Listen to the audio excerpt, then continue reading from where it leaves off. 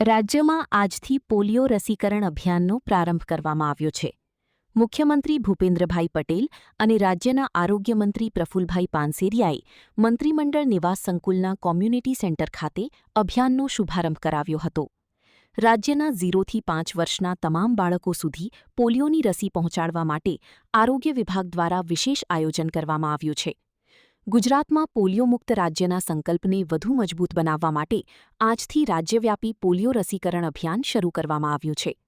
ગાંધીનગર સ્થિત મંત્રીમંડળ નિવાસ સંકુલના કોમ્યુનિટી સેન્ટર ખાતે મુખ્યમંત્રી ભૂપેન્દ્રભાઈ પટેલ અને આરોગ્યમંત્રી પ્રફુલભાઈ પાનસેરિયાની ઉપસ્થિતિમાં અભિયાનનો પ્રારંભ થયો હતો. આ પ્રસંગે મુખ્યમંત્રી અને આરોગ્યમંત્રીએ નાના બાળકોને પોલિયોના ટીપા પીવડાવી અભિયાનને લીલી ઝંડી આપી હતી. રાજ્યભરમાં આરોગ્ય વિભાગની ટીમો બૂથો ઉપરાંત ઘર ઘર જઈને પણ બાળકોને પોલિયોની રસી આપશે. ગુજરાતના લોકપ્રિય મુખ્યમંત્રી દ્વારા આજે યાની કે 28મી જૂને સમગ્ર ગુજરાતમાં પોલિયો નાબૂદી માટેના જે અભિયાનમાં રસી જે 2 ટીપા આપવામાં આવે છે એનું પ્રારંભ કરવામાં આવ્યો છે. અહીંયા 10 દીકરા દીકરીઓને પોલિયાના ટીપા પીવડાવીને આદરણીય મુખ્યમંત્રી ભૂપેન્દ્રભાઈ પટેલ સાહેબે આજે શુભારંભ કરાવ્યો છે.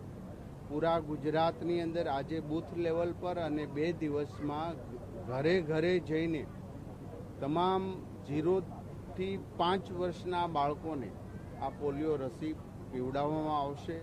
અંદાજે 0થી 5 વર્ષના આ બાળકો 82 લાખ બાળકોને આ 3 દિવસની અંદર પોલિયોના ટીપા પીવડાવવામાં આવશે. આપને સૌને ગર્વ થાય એવી આ વાત છે કે 2007થી ગુજરાતમાં એક પણ પોલિયાના દર્દી કે યાની કે બાળક પ્રાપ્ત થયું નથી. જેથી ગુજરાતે આરોગ્ય ક્ષેત્રે જે રસીકરણના કાર્યક્રમો કર્યા અને ઘર ઘર સુધીની એક પણ બાળક પોલિયોના ટીપા પીવડાવવા વગરનું ન રહે એની કાળજી લીધી અને એનું પરિણામ આજે આ પ્રાપ્ત થયું છે. આરોગ્યમંત્રી પ્રફુલભાઈ પાનસેરિયાએ જણાવ્યું કે રાજ્યના કોઈપણ 0થી 5 વર્ષના બાળકને પોલિયોની રસીથી વંચિત ન રહે તે માટે વ્યાપક આયોજન કરવામાં આવ્યું છે. આરોગ્ય કર્મચારીઓ અને આશા વર્કરો દ્વારા ઘરે ઘરે જઈને બાળકોને પોલિયોના ટીપા પીવડાવવામાં આવશે.